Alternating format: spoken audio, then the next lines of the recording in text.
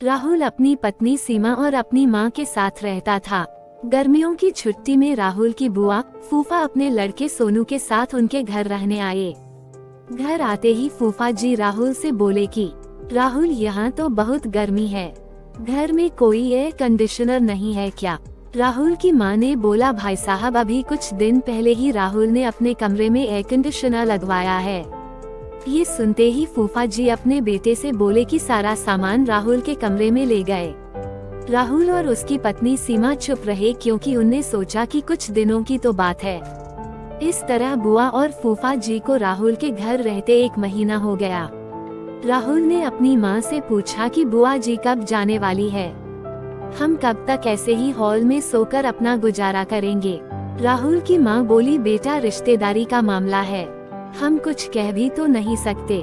राहुल की पत्नी सीमा बोली, वह सब तो ठीक है, लेकिन उनका छोटा लड़का सोनू सारा दिन घर में शैतानी करता रहता है और कल तो उसने हमारा नया सोफा बुरी तरह फाड़ डाला।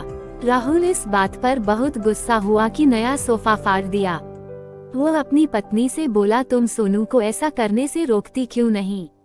सीमा बोली, जब से बुआ फूफा जी आए हैं, कुछ खाने की डिमांड करते हैं, जिससे मेरा और माँ जी का सारा दिन तो रसोई में ही बीत जाता है।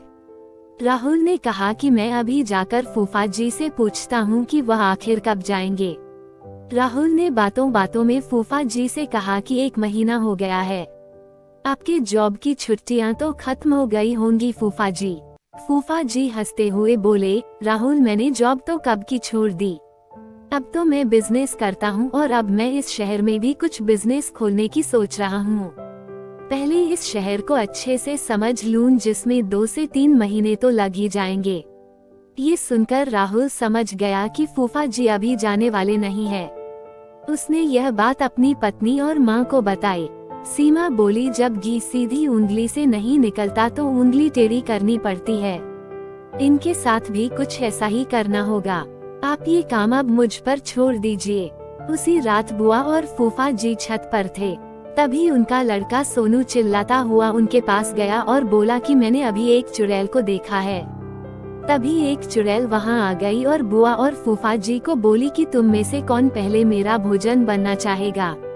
चुड़ैल को देखकर वह बहुत डर गए और उस घर से भाग गए।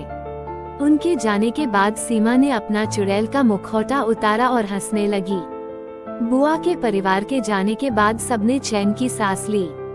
सीमा की सास ने सीमा से कहा कि तू तो बड़ी अच्छी चुड़ैल बनती है।